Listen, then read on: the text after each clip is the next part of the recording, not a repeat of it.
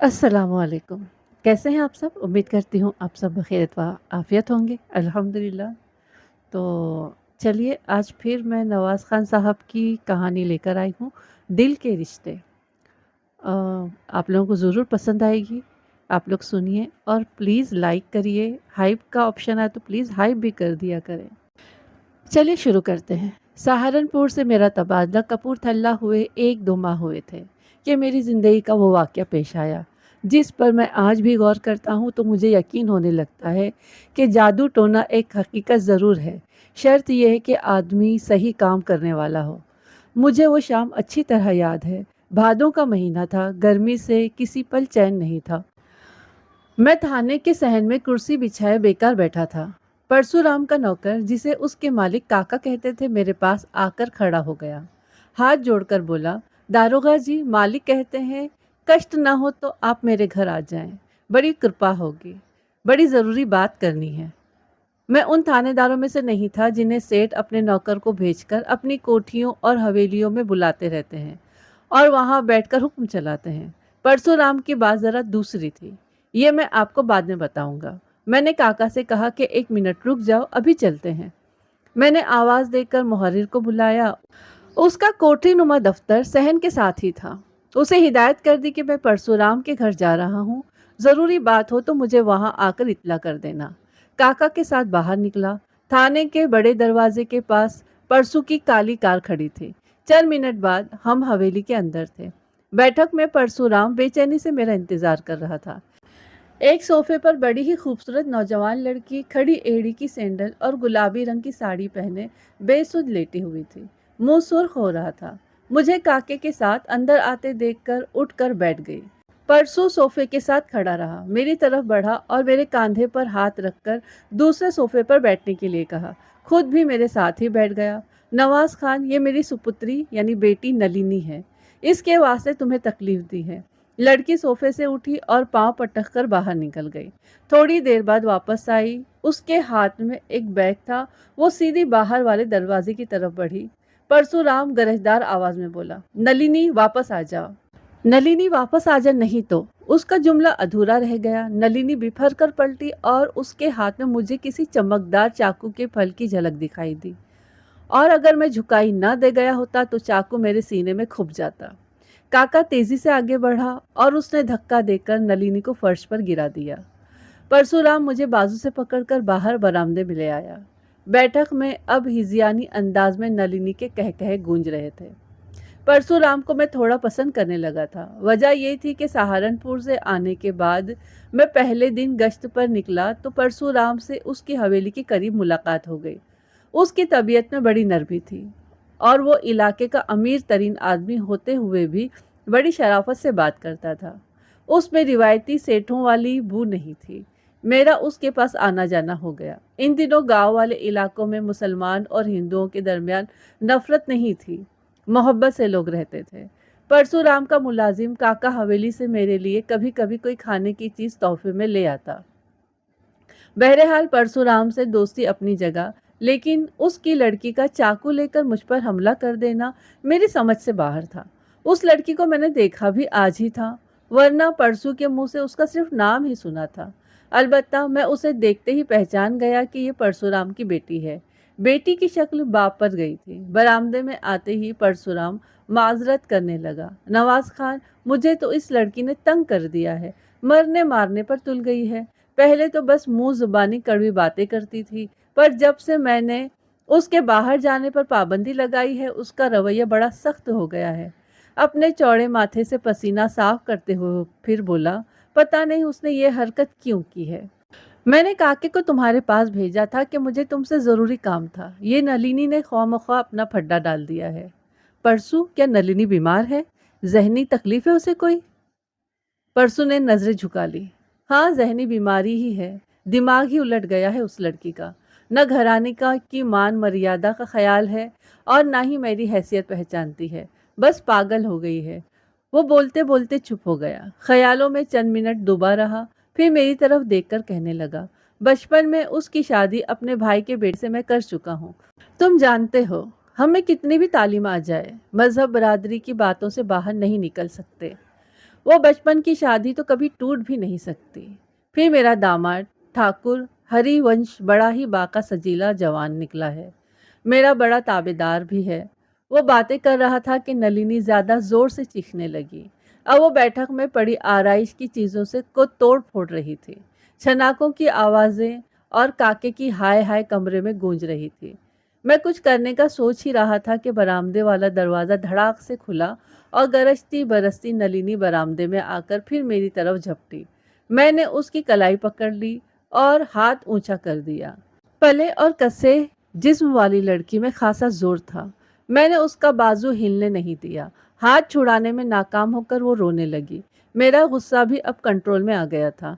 मैंने उसके सर पर हाथ रखकर कहा, नलिनी तुम्हें क्या हो गया है? मेरे पिता ने तुम्हें जिस मकसद के लिए बुलाया होगा वो मैं जानती हूँ, पर यह बात सुन लो कि तुम पुलिस वाले हो तो तुम्हें ये हक नहीं मिल जाता कि तुम गैर कानूनी काम करते फिरो। तुमने अगर कुछ ऐसी वैसी बात की तो मैं तुम्हारे अफसरों तक पहुंच जाऊंगी। मैंने सोचा ये लोग पागल हो चुके हैं। मुझे उनमें से किसी की बात पल्ले ही नहीं पड़ रही थी। ये तुमने क्या उधम मचा रखा है? मैंने नलिनी को झिंझोड़ कर पूछा। फिर परशुराम से पूछा, ये क्या तमाशा है? परसू ने जवाब देने के बजाय नलिनी का हाथ पकड़ा और उसे घसीटकर अंदर ले गया। बैठक में से दो तरफ से सीढ़ियां ऊपर वाली मंजिल की तरफ जा रही थी। परसू नलिनी को खींचता हुआ ऊपर सीढ़ियों पर ले जा रहा था। मैं उसी सोफे पर बैठ गया जहां नलिनी लेटी हुई थी। मुझे यूं लगा जैसे मेरे हाथ के नीचे कोई चीज है। मैंने हाथ उठाकर देखा, काली डोरी के साथ बंधा हुआ सोने का तावीज। मैंने उठाकर उसे जेब में रख लिया। मेरी हिस्स कहती थी, नवाज खान उसे जेब में डालो। पता नहीं मेरे दिमाग में क्या आ गया। मैंने तावीज जेब में रख लिया। पंजाब के बहुत से इलाकों में नौजवान लड़के अपनी पसंद की लड़कियों को तोहफे में ये तावीज देते हैं। मंगनी के मौके पर भी लड़की को ये तावीज डाला जाता है। ज्यादातर मुसलमान ये करते हैं। इसी बात ने मुझे हैरान किया था। परशुराम के घर इस तावीज का क्या काम था? बहरहाल ये बाद में सोचने की बात थी, लेकिन ये क्या हो रहा था? मैंने सोचा कि परशुराम बेटी को कमरे में छोड़कर वापस आए तो उसके साथ बात करता हूँ। अब दोस्ती गई भाड़ में। थोड़ी देर बाद परसू सीढ़ियां उतरता दिखाई दिया। काका उसके साथ था। परसू मेरे पास आकर बैठ गया। काके ने दरवाजे के साथ जमीन पर फसकड़ा मार लिया। बात मैंने ही शुरू की। परशुराम, ये मेरी समझ में नहीं आया। तो मुझे बताओ कि काके को मेरे पास क्यों भेजा था, और कौन सी जरूरी बात है जो मेरे यहाँ आने पर ही हो सकती थी? जो कुछ अभी हुआ है यही जरूरी बात थी। परशुराम रुमाल के साथ माथे पर से पसीना पोंछने लगा। खान, बात यह है कि मैंने नलिनी का बर तलाश कर लिया है। मेरा भतीजा ठाकुर, 1 हफ्ते बाद शादी करनी है। मुहूर्त भी निकलवा चुका हूँ। तुम्हें इसलिए बुलाया था कि मशवरा करना था। तुम मेरे दोस्त हो, मेरी मदद करोगे ना? मैंने कोई जवाब दिए बगैर सर हिला दिया। बड़ी कृपा, परसू के मुंह से फौरन ही निकला और फिर वो बोलता चला गया। नवाज खान, यही तो मेरी औलाद है और कोई आगे पीछे नहीं। छोटे भाई का भी एक ही बेटा है ठाकुर। है जरा अथरा, पर जवानी में लड़के ऐसे ही होते हैं। तुम्हारी मदद ये लेनी है कि राजा राम नाम का एक लड़का मेरे और नलिनी के लिए परेशानी की वजह बना हुआ है। 1-2 बार नलिनी के पीछे भी आया है। मैंने नौकरों से पिटवाया भी, पर ऐसा हरामी है कि जान ही नहीं छोड़ता। ऐसा ना हो कि ऐन शादी वाले दिन कोई मुसीबत खड़ी हो जाए। बस जरा इस लड़के को रोको। कहो तो मैं बाकायदा थाने में दरख्वास्त देने आ जाता हूँ। मैंने परसू से राजा का पता पूछा और उसे तसल्ली देकर वापस आ गया। थोड़ी देर थाने में रहा और फिर अपने क्वार्टर में चला गया। मैं बड़ी गहरी नींद में था। मेरी बीवी ने मुझे झिंझोड़ कर उठाया। थाने से सिपाही आया था। मैंने अपने हवास दुरुस्त किए और अंदर बुला लिया। कहने लगा कि एक बूढ़ी औरत थाने में रो पीट रही है कि उसके बेटे को कत्ल करा दिया गया है। हमने बहुतेरा कहा कि अम्मा तुम हमसे बात कर लो, लेकिन वो कहती है कि वड्डे थानेदार से ही बात करूंगी। उसे बुलाओ। मैंने सिपाही को इशारा किया कि तुम जाओ, मैं अभी आता हूँ। वो सलाम करके चला गया। शाम गहरी हो रही थी। मैं तैयार होकर थाने गया। मेरे कमरे के बाहर एक बूढ़ी औरत फर्श पर बैठी मुंह दुपट्टे में लपेटे रो रही थी। मैंने करीब जाकर उसे उठाया। अम्मा, अंदर आ जाओ। अगरचा उसने गरीबों वाले कपड़े पहने हुए थे, लेकिन उसके चेहरे पर खास तरह का वकार और दबदबा था। किसी अच्छे घराने से थी या अच्छे दिन देखे हुए थे। मैंने उसे कमरे में कुर्सी पर बिठाया। वो सीने पर दोहत्तर मार कर रोने लगी। साथ साथ वो बयान करती जा रही थी। जो कुछ मैं उसकी बातों से समझ पाया वो यही था कि उसका बेटा राजा जादू के जरिए कत्ल किया गया है और कत्ल कराने वाला परशुराम है, इस इलाके का सबसे अमीर आदमी। मैंने खामोशी से टोपी पहनी मुहर्रिर को अंदर बुलाकर अम्मा की तरफ से इब्तिदाई कार्रवाई दर्ज करने के लिए कहा। जीप मंगवाई और अम्मा को साथ लेकर उसके घर पहुंच गया। मैं थाने से किसी को साथ नहीं लाया था। अम्मा का नाम जियोनी था, नस्लन पठानी थी। बेटे का नाम प्यार से राजा रखा हुआ था। असल नाम था उमर। उसकी लाश 2 कमरों के एक मकान में सामने बरामदे में चटाई पर पड़ी थी। बिल्कुल ऐसा लग रहा था कि कोई नौजवान सोया हुआ है। मैंने उससे कबल पहले 2 होने वाले मर्दों और औरतों की लाशें खौफनाक हालत में देखी थी, लेकिन राजा के जिस्म पर न कोई गोली का निशान था, न कोई चाकू का जख्म। मैंने घूम फिर कर उसकी लाश का मुआयना किया। बज़ाहिर कुछ नहीं था। अम्मा, तुम्हें यकीन है कि इसे जादू से कत्ल किया गया है? जीवनी की आंखों से आंसू की झड़ी लगी हुई थी। पुत्र, अच्छी तरह जानती हूँ, सही कह रही हूँ मैं। वो करार उसका इशारा परशुराम की तरफ था। मेरे राजा पर हाथ नहीं उठा सकता था, उसकी ये जुरात ही नहीं थी। उसने मेरे बेटे का कलेजा निकलवा दिया। मैं पूछ में होती तो दियाले को बुलाकर बेटे को मरने न देती, पर यहाँ पर वो करार वार कर गया। खुद संभाल कर रखता अपनी उस लड़की को। अम्मा ने शायद कोई गाली भी दी थी किसी लड़की को। मुझे लाश उठवाने का इंतजाम करना था, इसलिए अम्मा को साथ लेकर वापस थाने आ गया। अपने एक एएसआई को कागजात तैयार करके लाश के साथ सुई अस्पताल रवाना कर दिया और मुहर्रिर की तैयार की हुई एफआईआर को देखने लगा। जीवनी का बयान मैंने इसमें शामिल कर दिया था। उसे तसल्लियां देकर रुखसत किया और एक सिपाही को साथ लेकर मैं परशुराम के घर चल दिया। अब वो मेरा दोस्त नहीं रहा था। उसके खिलाफ मेरे थाने में एफआईआर थी, और वो भी कत्ल की।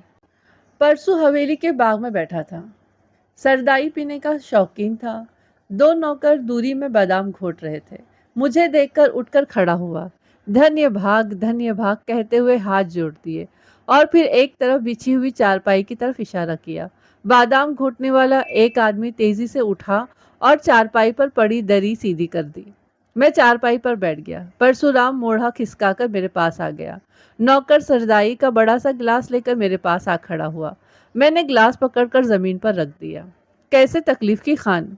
परशुराम की आवाज में मुझे घबराहट या परेशानी दिखाई नहीं दे रही थी। परशुराम, अंदर चलोगे या यहीं बात करूं तुम्हारे नौकरों के सामने?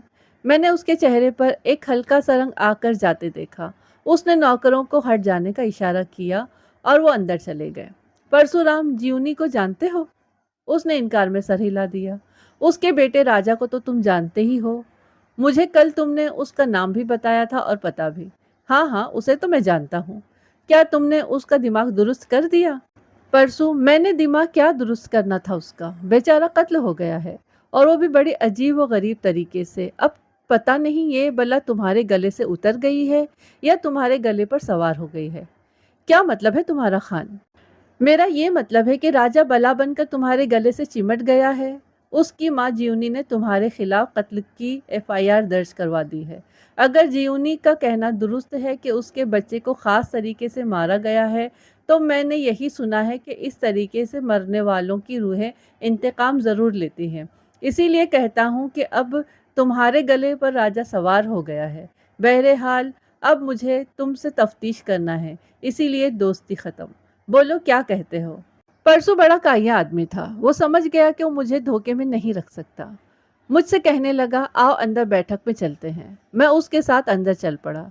उसकी हवेली कोठी नुमा थी और हम घास के एक खूबसूरत मैदान से गुजरकर, जिसके एक किनारे पर सीढ़ियां थी, उस और सीढ़ियों के आगे गोल बरामदा था जिसमें बैठक का दरवाज़ा खुलता था। हम सीढ़ियों के दरमियान ही थे कि बरामदे में मैंने एक आदमी को देखा और चौंक गया। ये शहर के चंद बदमाशों का छड़िया था।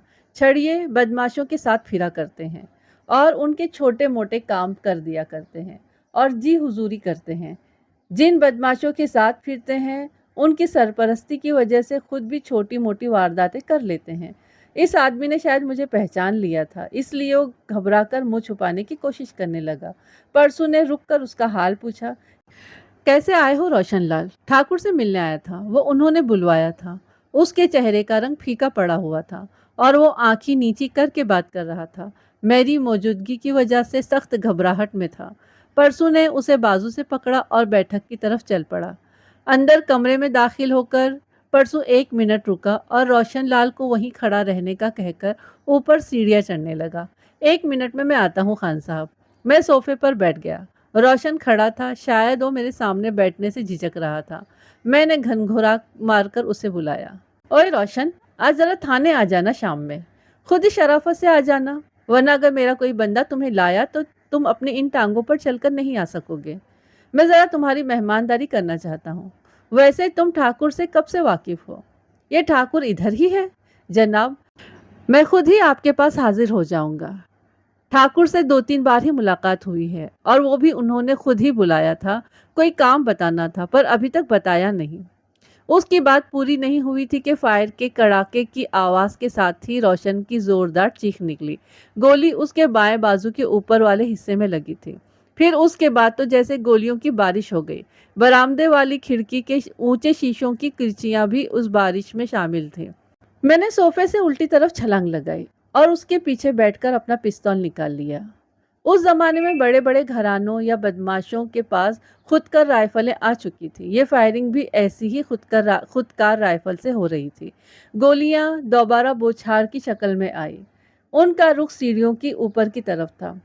रोशन तो चीख मारने के बाद से अब तक खामोश था। मैं सोफे के पीछे से खिसक कर ऐसी जगह पर आ गया जहां से ऊपर जाती सीढ़ियां पूरी तरह नजर आती थी और फिर मुझे उसकी झलक नजर आ ही गई जिसके बारे में मुझे शक था। मैं उस पर गोली नहीं चला सकता था। सीढ़ियों की रेलिंग के पीछे दुबकी हुई नलिनी को मैंने पहचान लिया था। फायरिंग वही कर रही थी। नलिनी, मैंने उसे जोर से आवाज दी। ये क्या तमाशा है? कहाँ है तुम्हारा पिता और तुम होश में हो या नहीं? नलिनी ने एक हल्का सा ब्रस्ट फायर किया। मर गए मुझे साथ ले जाने वाले या उसे ख्वार करने वाले। और तुम खुद को क्या समझते हो? कितने पैसे लिए हैं मेरे पिता से?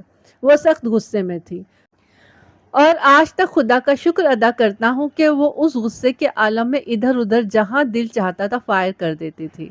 वरना किसी माहिर हाथ में वही राइफल होती तो वो सोफे को उधड़ कर रख देता जिसके पीछे मैं छुपा हुआ था। मेरा इस वक्त सबसे बड़ा मसला ये था कि इस कमरे से बाहर कैसे निकलूं। मैंने दाएं बाएं देखा। मेरी पुश्त के बिल्कुल पीछे आतिशदान की चिमनी थी। कमरे में बनी हुई अंगीठियों की खुली जगह आपने भी पुरानी इमारतों में देखी होंगी। ये ऊपर छत तक ले जाता हुआ सीधा रास्ता होता है। उसमें कोई सीढ़ी नहीं होती।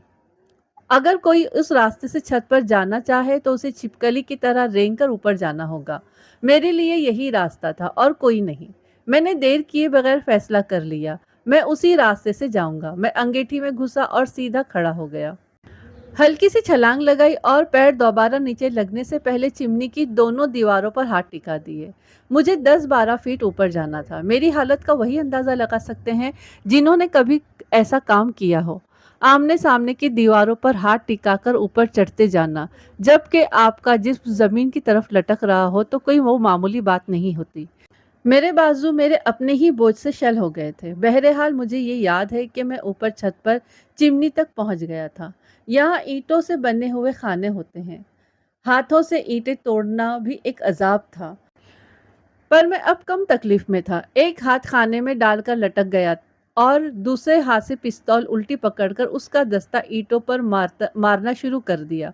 कुछ देर बाद मेरी गर्दन बाहर निकल रही थी। छत पर आकर 1-2 मिनट में बेसुध होकर बैठा रहा। जिस्म में दर्द होने लगा था। मेरे जैसा वर्जशी आदमी तकलीफ महसूस कर रहा था। छत पर बनी हुई मिट्टी की तरफ बढ़ा।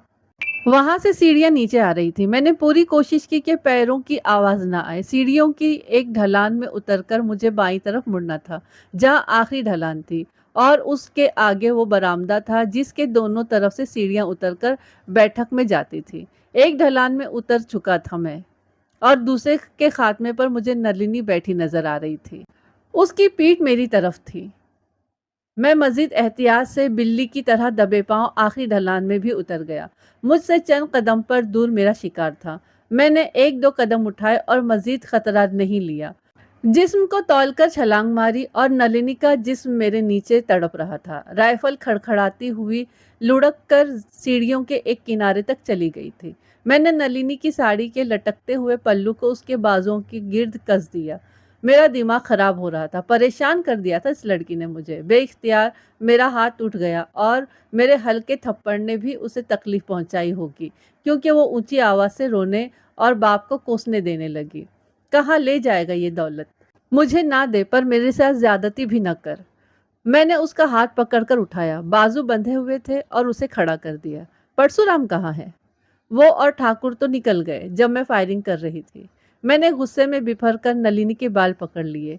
क्यों कर रही थी तुम फायरिंग? बताओ मुझे। मेरी आवाज गुस्से से कांपने लगी। मेरे सामने अगर कोई मर्द होता तो अब तक उसका सर फट चुका होता। चलो नीचे। मैं उसे सीढ़ियों से उतारकर बैठक में ले आया और सोफे पर बिठा दिया। राजा आया है तुम्हारे साथ? वो शर्मा कर हंसने लगी, फिर यकायक गुस्से में आ गई। मेरे पिता ने तुम्हें इसलिए बुलाया था कि राजा को पकड़ो। तुम्हारी ये जुरात? उसने मेरा गिरेबान पकड़ लिया। उसमें अंधी ताकत आ गई थी। मैंने जोर से सोफे पर उसे ढकेल दिया। वो यकायक ऐसी हरकतें करने लगी जैसे पागल हो गई हो। कभी जोर से रोती, कभी बिफर कर मेरी गिरफ्त से निकलने की कोशिश करने लगती, अपने बाप को और ठाकुर को गालियां देने लगती। मैंने उसे छोड़ दिया और वो बेसुध होकर सोफे पर गिर गई। इतनी देर में काका अंदर आया। मैंने उसे कहा कि घर में कोई और नौकर या नौकरानी हो तो उसे कहो कि नलिनी को संभाल ले। काका फुर्ती से बाहर की तरफ निकला और पल भर में उसके साथ एक अधेड़ उम्र औरत आ गई। वो आते ही नलिनी को प्यार से बुलाने लगी। मैं उठकर खड़ा हुआ। मैंने वहां नर्स बनकर तो नहीं बैठना था। परशुराम और ठाकुर वहां से फरार हो चुके थे। मैंने रोशन से कहा कि अब होश करो और उठो, मेरे साथ थाने चलो। वो तकलीफ के साथ उठकर खड़ा हो गया। मैंने काके को भी साथ चलने का इशारा किया। थाने पहुंचकर एक एएसआई को रोशन की पट्टी कराने के लिए कहा और वो मेडिकल पर्चा तैयार करा लाया। सिविल अस्पताल के डॉक्टर ने मेडिको लीगल पर्चा बना दिया। थाने में मेरा पारा चढ़ गया था। मैंने रोशन को अंदर ले जाकर इतना मारा कि मुझे आज भी याद आता है तो बहुत अफसोस होता है। वो अच्छे डेल डोल वाला गुंडा था। उसकी चीखें सुनकर काके का रंग हल्दी की तरह हो गया था। मैंने रोशन की अच्छी तरह ठुकाई के बाद उसे पानी पिलवाया और फिर उससे कहा कि मेरे हाथों मरना नहीं चाहते हो तो अब पूरी बात साफ साफ बता दो। तुम परसों के घर क्या लेने गए थे? नलिनी ने तुम पर फायर क्यों कर दिया? मेरी माँ ने उसकी बदमाशी तो निकाल ही दी थी। वो तोती की तरह बोलना शुरू हो गया। जनाब, परसों ने मुझे 500 रुपये देने का वादा किया था कि राजा को ठिकाने लगा दूं। बस इसी चक्कर में परसों के घर आता था। ये काका नलिनी का बड़ा चमचा है। घर की कोई बात उससे छुपी नहीं है। उसने शायद नलिनी को बता दिया होगा। उस दिन से वो मेरी जान की वैरी हो गई है।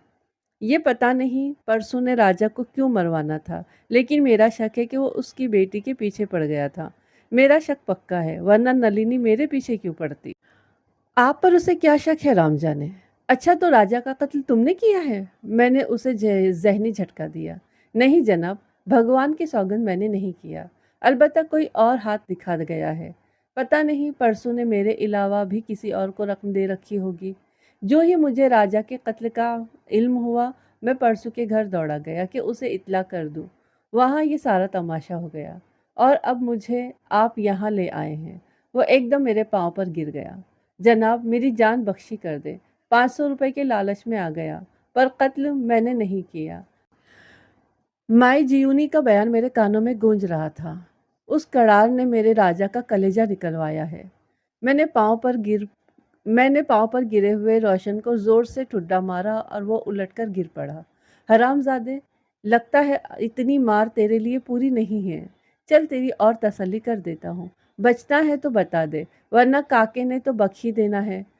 मैंने ये गोली ही फेंकी थी कि जो रोशन निगल गया। उसने दबी आवाज से काके को गाली दी और मेरी तरफ कुछ देर देखता रहा। फिर जैसे उसने हथियार डाल दिए हों। पूछ ले जी, क्या पूछना है? और फिर मैंने उससे मतलब की बातें उगलवा ली। ठाकुर और परसू तुम्हारे ख्याल में कहाँ होंगे? साथ ही मैंने उसे अचानक मारना शुरू कर दिया। वो बौखला गया। ऐसी हालत में वो झूठ नहीं बोल सकता था। अगर मेरा अंदाज़ा गलत नहीं तो उन्हें करोड़ीमल जादूगर के ठिकाने पर होना चाहिए। एक तो वो उससे काम ले चुके हैं, दूसरा अब आपका उपाय करेंगे। ये करोड़ीमल कौन है और क्या जादू करता है? और मेरा उपाय क्यों करेगा? वो कानों को हाथ लगाने लगा। जनाब, आप मुसलमान हैं, ये मुसलमान भी तो जादूगर को मानते हैं। ये करोड़ी मल बड़ा खौफनाक आदमी है। काला इल्म करता है और उसका वार कभी खाली नहीं जाता। काली माता के आगे बलिदान यानी इंसानों और जानवरों की कुर्बानी भी देता है। ऐसे ऐसे जादू करता है कि इंसान को पेशाब में खून आने लगे, कलेजा निकल जाए। पुतले बनाकर उनमें सुइयां ठोक देता है और जिस हिस्से में सुइयां ठोकता है, जिस आदमी पर जादू करना हो उस आदमी के जिस्म का वही हिस्सा समझो बेकार हो जाता है। परसों ने मुझे इसी काम के लिए कहा था कि राजा को मरवा दो। वो खुद करोड़ी के सामने नहीं आना चाहता था, लेकिन सौगंध ले लो, मेरा करोड़ी से कोई मामला नहीं हो सका था। वो मुझे मिला ही नहीं।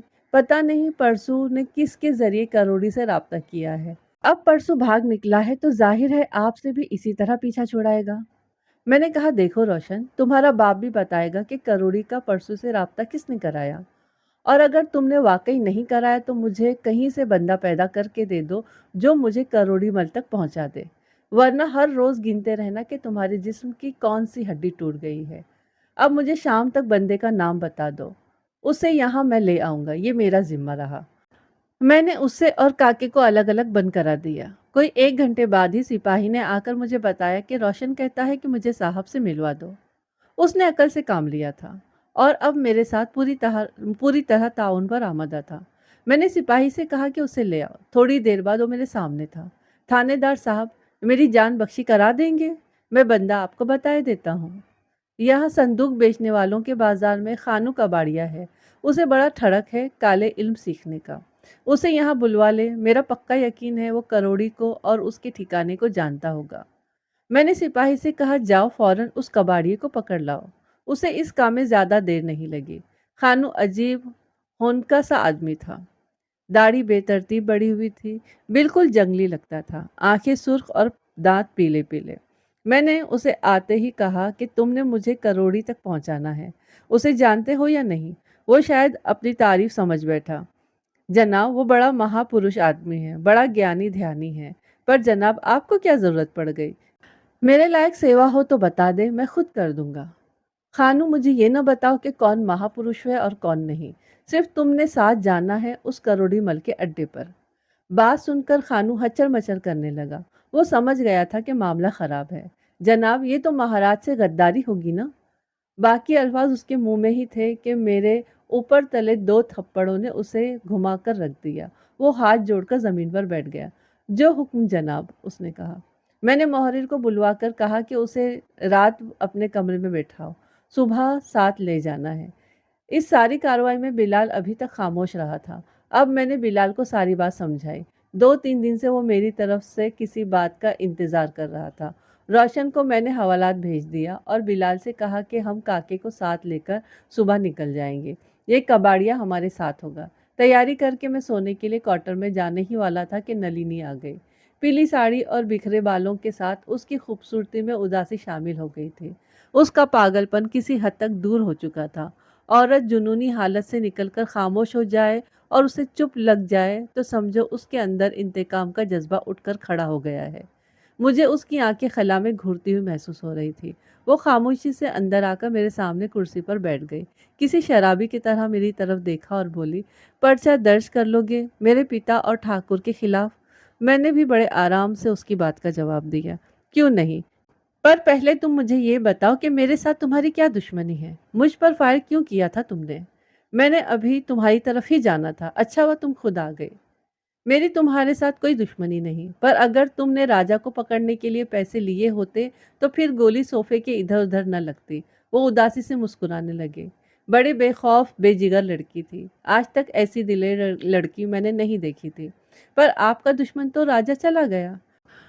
चलो छोड़ो इस बात को। पर्चा क्यों काटूं तुम्हारे कहने पर? इसलिए कि राजा को मारने वालों को तुम भी जानते हो और मैं भी, उसने कहा। तुम्हारे पास क्या सबूत है?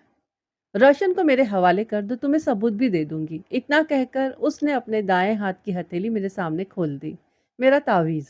मैं चकरा गया। ये लड़की क्या चीज थी? दिल में बहुत खुश हुआ। ये मेरे बड़े अच्छे काम आएगी। मैंने मेज की दराज खोली और काली डोरी वाला तावीज निकालकर उसकी हथेली पर रख दिया। उसने मुट्ठी बंद की और उठकर सीधी खड़ी हो गई। इंस्पेक्टर, रिश्ते सिर्फ खून के नहीं होते, दिल के भी होते हैं। ऐसे रिश्तों की भारी कीमत होती है। एक और कृपा कर दो। मुझे पता चला है कि काका यहाँ तुम्हारे पास है। चंद मिनट मिलने की इजाज़त दे दो अकेले में। या खुदा, उसकी आंखों की नफरत मुझे आज भी दिखाई देती है। बिलाल आंखें फाड़कर उसकी तरफ देख रहा था। मैंने उसे इशारा किया, वो समझकर बाहर चला गया। थोड़ी देर बाद वापस आया। मैंने नलिनी को इशारा किया कि जाओ, इसके साथ जाओ। कुछ देर वो काके के साथ हवालात में रही, फिर मेरे पास कमरे में आ गई। अच्छा इंस्पेक्टर, चलती हूँ। भागती कहीं नहीं, घर जा रही हूँ। फिर मिलूंगी। सच्ची बात है कि उसकी हरकतें देखकर मुझे ऐसा लगा जैसे मुझ पर किसी ने मिसमरिज्म कर दिया हो। मैंने मुहर्रिर से कहा कि परशुराम के घर के बाहर सादे कपड़ों में पहरे लगा दो। ये लड़की वहां से हरगिज बाहर न जाए। फिर इरादा किया कि क्वार्टर में जाकर सो जाऊं कि सब इंस्पेक्टर जो सिविल अस्पताल गया हुआ था रिपोर्ट लेकर आया। राजा की लाश घर पहुंचा दी है और यह है रिपोर्ट, और डॉक्टर का आपके नाम खत। मैंने जल्दी से खत खोलकर पढ़ा। डॉक्टर ने लिखा था कि उसकी 20 साला नौकरी में इसका ये पोस्टमार्टम अनोखा था। लाश का कलेजा गायब था। बात हैरान कुन थी, जिसे साइंस नहीं मानती थी, पर जादूगर ये करते थे। मैंने माई जीवनी की एफआईआर के साथ पोस्टमार्टम रिपोर्ट लगा दी और उसे पर्चे में बदलकर परसू ठाकुर और करोड़ी मल को उसमें नामजद कर दिया। नलिनी का चेहरा मेरी नज़रों में घूम गया था। मुझे किसी तूफान का एहसास होने लगा। सुबह सुबह कबाड़िए के साथ हमने जीप में सफ़र शुरू किया। खानू ने जो इलाका बताया था वो दूर दराज था। दरियाई नर्मदा के जंगली किनारे तक पहुंचने में हमें 2 दिन लग गए थे। ये इलाका गहरी खाइयों, घने जंगलों, गारों से भरा पड़ा था। हम 4 आदमी थे, मैं और बिलाल शाह और काका और कबाड़िया। अगर कबाड़िया हमारे साथ ना होता तो हम कभी यहाँ तक ना पहुँच सकते। एक जगह हम आराम करने बैठ गए। यहाँ इर्द गिर्द कुदरती जौहर से बने हुए थे, जिनके किनारों पर नर्सलों, कुदरती छप्पड़ों के किनारे उगने वाले पौधे के झुंड थे। कभी कोई मुर्गा भी शोर करती हुई, फड़फड़ाती हुई उड़ती और इर्द गिर्द की खामोशी टूट जाती। बिलाल शाह कुछ ज्यादा ही चुप था, पता नहीं क्यों।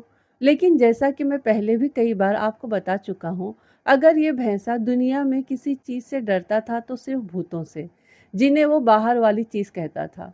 हम जिस जगह बैठे थे वो नीचे थी। हमारे सामने ऊंची जमीन थी। जिस तरह दरिया के किनारे बंद बनाया जाता है, इस बंद पर बेशुमार दरख्त थे, और कबाड़िए के मुताबिक इस जगह ही करोड़ीमल की गुफा थी। इतने सफ़र के बाद यहाँ तक आकर यूं बैठे रहना मुझे ठीक नहीं लगा। मुझे फौरन छापा मारना था, वरना इस जंगल में रात गुजारना एक मुसीबत हो जाती। मैंने बिलाल से कहा, उठो, गार में चलते हैं। हमने काके और कबाड़ियों को आगे लगाया। डर था कि वो हमारे पीछे होते हुए इधर उधर न हो जाए।